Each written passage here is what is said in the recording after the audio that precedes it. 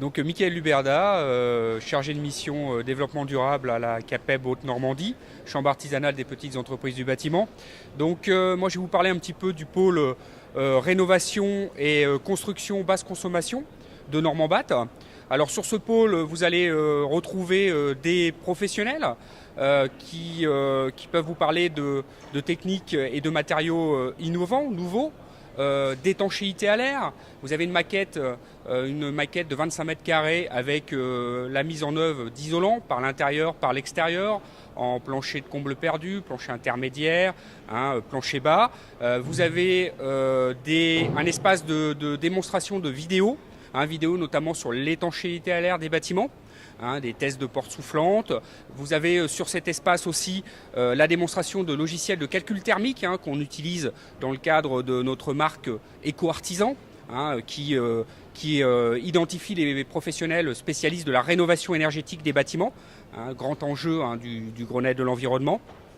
Vous avez aussi des stations de lavage de rouleaux à destination des peintres pour limiter les effluents de lavage de rouleaux. Donc vous avez vraiment un pôle dédié à la construction basse consommation, mais aussi plus généralement au développement durable dans le bâtiment, notamment via l'opération station de lavage de rouleaux.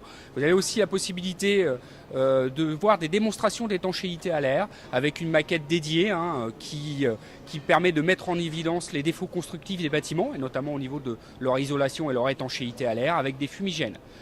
Sur cet espace aussi, vous retrouvez des caméras thermiques, donc on peut faire des analyses, enfin en tout cas prendre en main des caméras thermiques assez facilement, même si évidemment ça dépend des différences de température intérieure-extérieure, et que bon, actuellement on est quand même plutôt bien servi, donc ça devrait être possible. Sur les enjeux et pourquoi un tel espace au sein de ce salon. Aujourd'hui, avec le Grenelle de l'environnement, les réglementations thermiques évoluent sensiblement. Vous avez donc la RT réglementation thermique 2012 qui se met en place. Bon, cette réglementation thermique impose un certain nombre de choix techniques, mais au-delà de ces choix techniques, la question qui se pose, c'est notamment la montée en compétence des professionnels, notamment sur des notions comme l'étanchéité à l'air des bâtiments, puisqu'on sait aujourd'hui que pour qu'un bâtiment consomme peu d'énergie, il faut qu'il soit étanche à l'air, quels que soient les niveaux d'isolation qu'on va pouvoir y mettre. Donc là, il y a une nouvelle compétence qui ne touche pas simplement les gens qui font de l'isolation, mais bien l'ensemble des professionnels du bâtiment, des métiers intervenant sur les bâtiments, puisque l'étanchéité à l'air est une caractéristique générale des bâtiments. Donc elle concerne tout le monde, donc de l'électricien, du maçon, du couvreur, du charpentier. Tout le monde est concerné par l'étanchéité à l'air des bâtiments.